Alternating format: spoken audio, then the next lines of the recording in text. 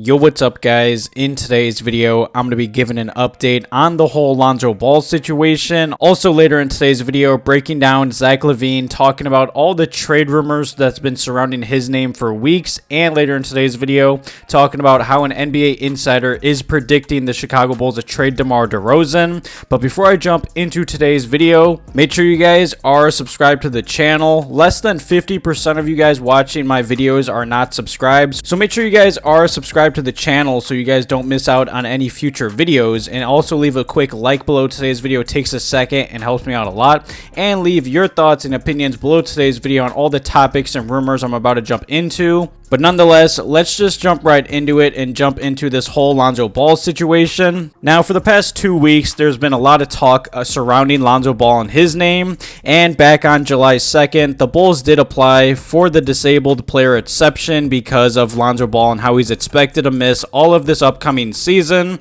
And just the other day, according to Shams of The Athletic, he did report that the NBA did grant the Chicago Bulls a $10.2 million disabled player exception because of the whole Lonzo Ball situation. Now, this is not surprising. I am kind of surprised the Bulls front office waited to do this so long. I don't know why they didn't want to do this, I'd say, before free agency did get started. But according to Keith Smith, he did explain the disabled player exception and how it can be used to acquire just one player via a signing, a trade, or a waiver claim. It can also only be used to add a player on a remainder of a season contract. So to keep it short and simple, the Bulls can either only sign, trade, or if someone does get cut, they can only sign them to a one-year deal using that $10.2 million disabled player exception. Now, obviously, that's not going to land the Bulls some crazy free agent, and given how this Bulls team has operated, who knows if the Bulls are even going to use this. It's kind of just the Bulls front office's due diligence to get this done, just to keep it in their back pocket.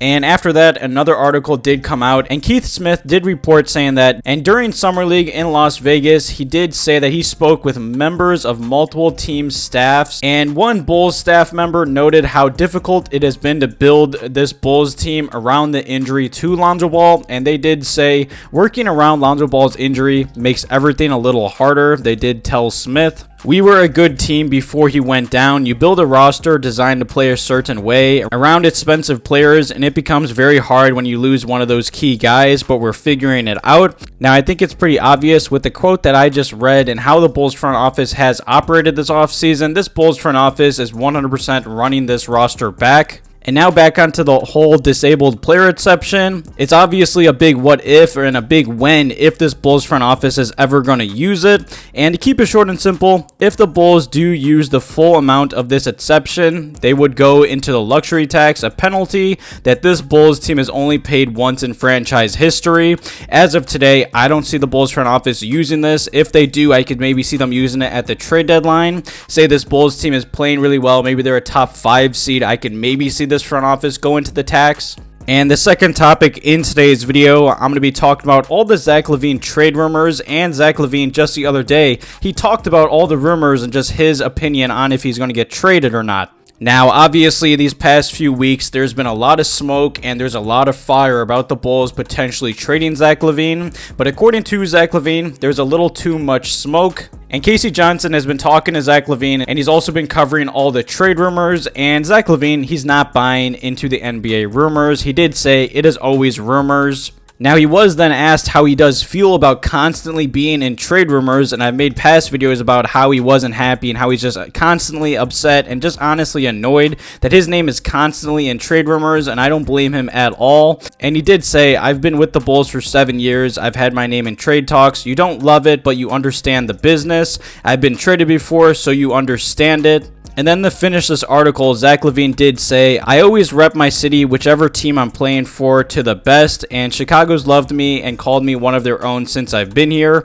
I don't see anything happening anytime soon, but if it does, Chicago always has my love." Now, that's great to hear. I feel like, and I've said in past videos, if the Bulls honestly do trade Zach LaVine, I feel like the Bulls would be silly to. I mean, he's only 28 years old, still getting better season by season. I mean, this past season, he played in 77 games for the Bulls, and in 37 minutes a night, he did put up 25 points per game, shooting 49% from the field, 38% from three-point range, also averaging 5 rebounds, 4 assists, and 1 steal per night. If the Bulls should trade any other big three, I believe it should be DeMar DeRozan. And speaking of DeMar DeRozan, that's the final topic that I wanted to talk about in today's video. Now, just the other day, back on July 11th, that was the first day that DeMar DeRozan is eligible to sign a contract extension with the Chicago Bulls, and DeMar DeRozan can sign up to a 4-year, $179 million extension with the Bulls. And I'm going to be honest, DeMar has played amazing his 2 years in Chicago. I mean, he's been a 2-time All-Star. He's been a great leader, a great number 1 option, super clutch. He's been a great vet to the Bulls' young guys, but I believe that is a lot of money to commit to DeMar DeRozan, especially given how much this Bulls team has struggled on the offensive side of the basketball, with DeMar DeRozan being the number 1 scoring option. And let's be honest, DeMar DeRozan's not getting any younger anytime soon.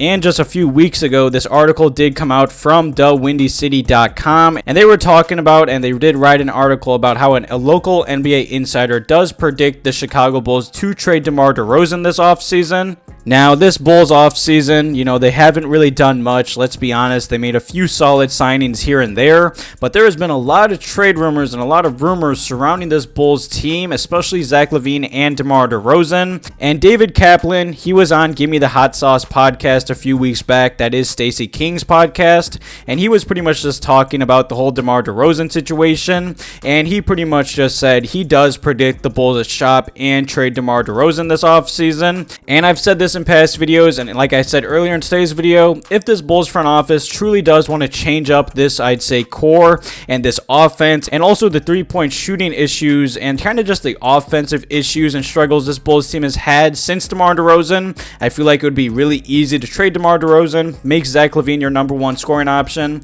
and that would just change the whole, I'd say, dynamic of this Bulls offense, not really relying on mid-range jump shots and ISO-heavy basketball. Now, I don't want to sound like I'm hating on DeMar DeRozan. He's been a great pickup for the Bulls. He's been amazing his 2 years with the Bulls. He's been an all-star. He's going to be a Hall of Famer one day. I love DeMar DeRozan. He's been a great vet. He will be 34 at the start of next season. And for a team that is in a desperate need of a shakeup, re-signing an aging veteran like DeMar really doesn't make sense right now. I wouldn't be mad if the Bulls did. I'd say re-sign him on a, I'd say, team-friendly contract. But given how DeMar has played with the Bulls and how good he has been and how great of a veteran he's been, I do expect DeMar wants to get paid a lot. I could definitely see the Bulls maybe trade DeMar, but as of right now, it sure does seem like this Bulls front office is just going to run it back with some minor signings here and there, but I could be wrong. Thank you guys for watching today's video. Have a good one.